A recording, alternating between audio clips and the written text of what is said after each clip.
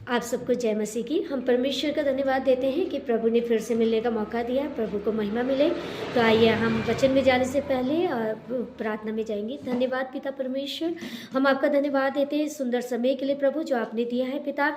प्रभु जो हम वचन में जाते हैं पिता, हमारी बातें, हमारी सोच, हमारी समझ नहीं वरन आपका आत्मा अगुवाई करे। जो भाई बहन सुनते हैं उनको पिता एक नया प्रकाशन मिले, अपनी आत्मा से भरे, आत्मिक चंगाइयों से भरे। हर बाद में धन्यवाद देते हुए इस प्रार्थना को पिता परमेश्वर आपके बेटे यीशु मसीह के सिले से मांगते हैं, आमीन।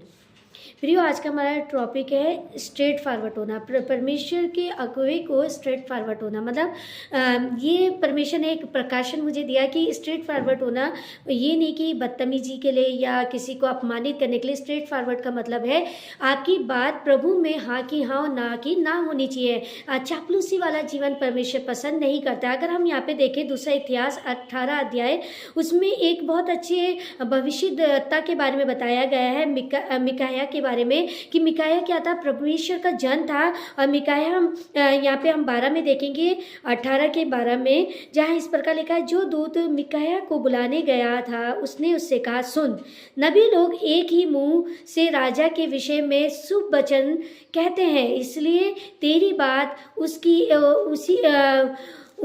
की सी हो, तू भी शुभ वचन कहना।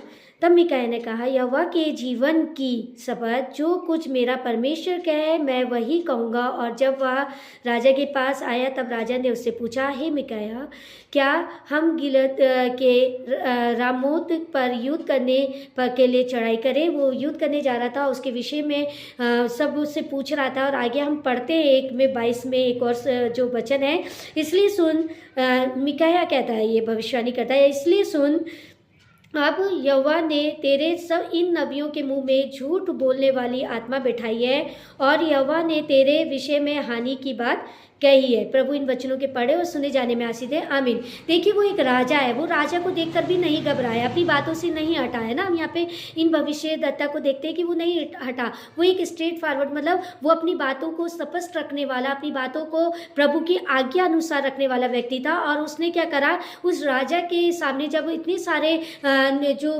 भविष्यद्वक्ता है उसकी भलाई के लिए, उसकी क्या कहते हैं, उसकी उन्नति के लिए भविष्यवाणी कर रहे हैं और बोल रहे हैं कि नहीं, परमेश्वर तो हमें ये दिखा रहा है। तो वहाँ पे वो देखता है कि परमेश्वर जब आत्मा में दिखाता है कि उनके अंदर क्या झूठ बोलने वाली दुष्ट आत्मा बिठा रखी है और वो लोग उसके अकॉर्डिंग उसके लिए भविष्यवाणी कर रहे हैं। वो कहते हैं कि परमेश्वर ऐसा बोलता है। राजा कहता है, ये तो हमेशा मेरे लिए क्या करता है, हानि की ही भविष्यवाणी करता है। अगर आप पूरा चैप्टर पढ़ेंगे प्रियो, आज जरूरी है कि हम लोग जब प्रभु में हैं तो हम लोग जो भी बात रखते हैं वो परमेश्वर की आत्मा में होकर स्पष्ट रखें, और हम सुनने वाले लोग भी परमेश्वर की आत्मा में परख का आत्मा लें और क्या बात प्रभु में है भी कि नहीं वो लोग हम लोग जाने, है ना। कई बार हम आशीषों के वचन के पीछे भागते हैं, कई बार हम चंगाइयों के वचन के पीछे भागते हैं, कई बार हमारा उद्देश्य केवल प्रभु के पीछे चलने का ये होता है कि हम कुछ लें, और हमारा जब उद्देश्य पूरा हो जाता है तो वो स्थिति वहाँ पे क्या हो जाती है, समाप्त हो जाती है।